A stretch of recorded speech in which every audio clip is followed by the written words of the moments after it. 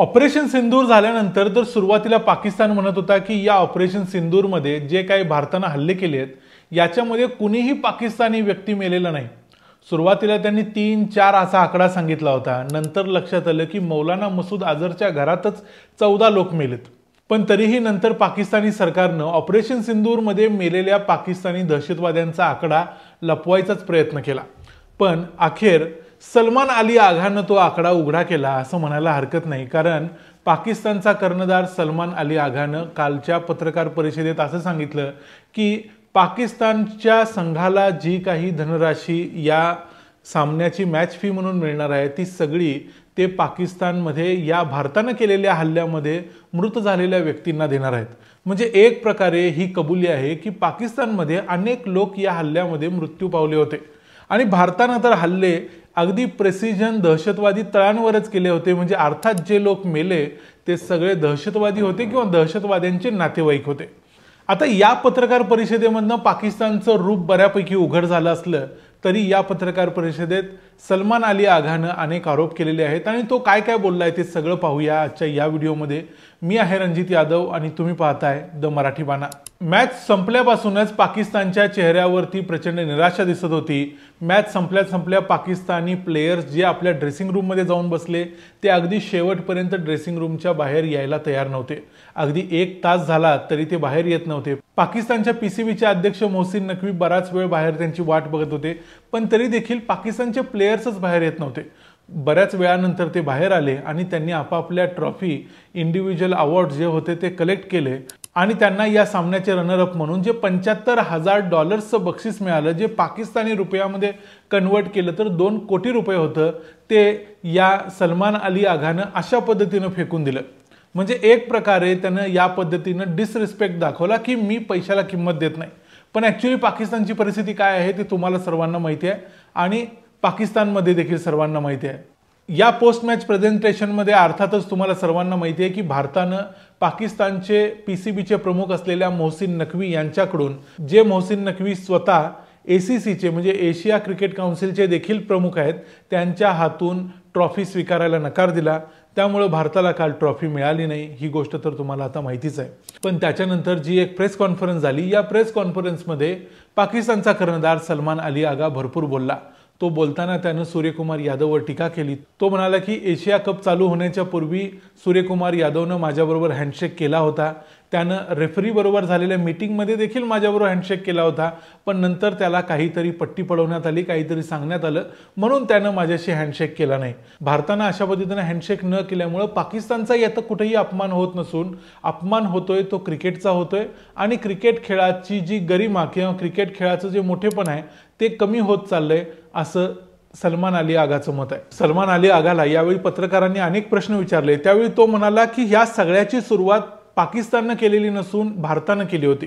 14 तारखेच्या मॅचमध्ये हँडशेक करायला नकार देणं, अगदी 28 तारखेच्या कालच्या मॅचमध्ये तिथं आलेल्या सन्माननीय सो कॉल्ड सन्माननीय पाहुण्यांच्या हातातून बक्षीस घ्यायला नकार देणं, या गोष्टी भारताने केलेल्या आहेत। अशाच पद्धती जर इतर टीम्स करायला लागली तर या खेळाचा रंग बिघडून जाईल आणि यासाठी भारत जबाबदार आहे असं सलमान अली आगाचं म्हणणं होतं।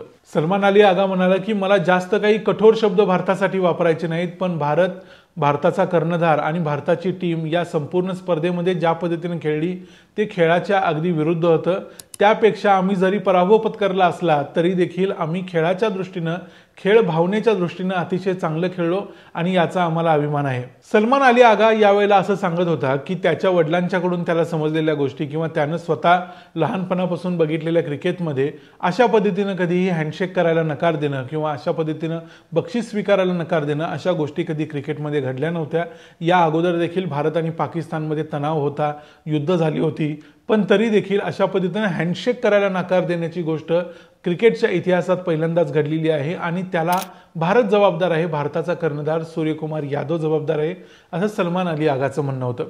त्यानंतर मग त्याला पत्रकारांनी हा प्रश्न विचारला की तुम्ही यानंतर पुढे काय करणार आहात, तुमच्या मिळालेल्या मॅच फीचं काय करणार आहात। कारण भारताचा कर्णधार सूर्यकुमार यादवनं सांगितलं की त्याला मिळणाऱ्या संपूर्ण मॅच फीज तो भारताच्या मिलिटरीला आणि भारताच्या पहलगामच्या दहशतवादी हल्ल्यात मृत्युमुखी पडलेल्या लोकांच्या नातेवाईकांना देणार आहे। इथं पाकिस्तानी कर्णधार सलमान अली आगानं सांगितलं की त्यांना मिळालेली मॅच फीस देखील ते भारतानं केलेल्या हल्ल्यात मृत्युमुखी पडलेल्या लोकांच्या नातेवाईकांना देणार आहेत। म्हणजे इथं मगाशी म्हटलं तसं एक प्रकारे त्यांनी कबुली दिली की बरेच लोक मृत्युमुखी पडले होते। दुसरा प्रश्न असा होतो की मग ह्या मृत्युमुखी पडलेल्या लोकांच्या मध्ये जे दहशतवादी होते त्या दहशतवाद्यांच्या कुटुंबियांना ही मदत दिली जाणार आहे। मौलाना मसूद अझरच्या घरातले 14 लोक मारले गेले होते, त्याच्या घराला ही मदत दिली जाणार आहे। अशा प्रकारचे इतर अनेक छोटे मोठे दहशतवादी होते, त्यांना ही मदत दिली जाणार आहे। जे दहशतवादी आणि ज्या घरातल्या दहशतवाद्यांच्या कुटुंबियांनी ऑपरेशन सिंदूर नंतर एक प्रकारची शपथ घेतली की आम्ही भारताविरुद्ध लढत राहू, त्या लोकांना हे पाकिस्तानचे खेळाडू मदत करणार आहेत का, असा प्रश्न सध्या मीडियामध्ये विचारला जातोय। इथं दुसरी एक गोष्ट पाकिस्तानच्या कर्णधाराच्या लक्षात आली नाही की सूर्यकुमार यादवने फक्त पहलगाममधल्या पीडितांच्या कुटुंबांना धनराशी द्यायचं कबूल केलं नसून तो भारताच्या मिलिटरीला देखील मदत करणार आहे। हीच गोष्ट दुर्दैवानं पाकिस्तानच्या खेळाडूंच्या लक्षात आली नाही। पाकिस्तानचे खेळाडू देखील पाकिस्तानच्या मिलिटरीला मदत करू शकले असते, तिथल्या लोकांना मदत करू शकले असते, पण त्याऐवजी ते पाकिस्तानच्या दहशतवाद्यांना मदत करतायत। त्यांनी जी मदत जर पाकिस्तानच्या मिलिटरीला केली असती तर कदाचित ती एका चॅनलमधून प्रॉपर गेली असती आणि कदाचित पाकिस्तानी मिलिटरीला त्याचा फायदा झाला असता।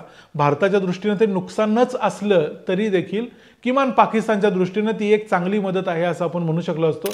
पण इथं तर डायरेक्ट ही मदत दहशतवाद्यांना केली जाते आहे असं प्राइमा फेसी दिसतंय। त्यामुळे भारतात आता असा प्रश्न विचारला जातोय की अशा लोकांच्या बरोबर क्रिकेट का खेळायचं। अनेक आमचे प्रेक्षक देखील आम्हाला हेच म्हणतात की अशा लोकांच्याबरोबर क्रिकेट का खेळायचं, कारण पाकिस्तानला आता हे जे 2 करोड रुपये मिळणार आहेत रनरअप असल्यामुळं हे भारत त्यांच्याबरोबर खेळला म्हणूनच मिळणार आहेत, अन्यथा त्यांना हे मिळालेच नसते। कारण या खेळासाठी जे स्पॉन्सर्स असतात, जे सगळे राईट्स असतात, ते सगळे भारतीय कंपन्या विकत घेतात, त्याच्यातून पैसा मिळवतात आणि भारतीय कंपन्याच हे सगळा खेळ जमवतात। हे सगळं झालंच नसतं जर भारतच खेळला नसता तर। त्यामुळं या पाकिस्तानच्या संघाला पैसा मिळाला नसता आणि जर पैसा मिळाला नसता तर दहशतवाद्यांना फंडिंगच झालं नसतं असा अनेकांचा तर्क आहे। पूर्वी कुठलाही खेळ किंवा कुठल्याही प्रकारचं अशा प्रकारचं आदान प्रदान यासाठी केलं जायचं की त्यामुळं 2 देशांमधलं टेन्शन कमी होईल। पण इथं 2 देशांमध्ये जे टेन्शन होतं ते टेन्शन मला वाटते की या 15-20 दिवसांच्या सिरीज नंतर वाढलेलं आहे। आणि अशा पद्धतीने जर क्रिकेट खेळून देखील टेन्शन वाढणार असेल तर अशा लोकांच्या बरोबर क्रिकेट का खेळायचं। आणि दुसरी गोष्ट म्हणजे त्यांना फायनान्शियली मदत का करायची जी इन दी एंड तिथल्या दहशतवाद्यांच्या पर्यंत पोहोचणार आहे। त्यामुळे या संपूर्ण मुद्द्यावर पाकिस्तानच्या संघाच्या या मॅच फीस दहशतवाद्यांना देण्याच्या मुद्द्यावर तुम्हाला काय वाटतं ते आम्हाला कमेंट्समध्ये जरूर सांगा। व्हिडिओ आवडला असेल तर व्हिडिओला लाईक करा, चॅनलला सबस्क्राईब करा। पुन्हा भेटू पुढच्या व्हिडिओमध्ये, तोपर्यंत पाहत रहा द मराठी बाणा। जय हिंद, जय महाराष्ट्र।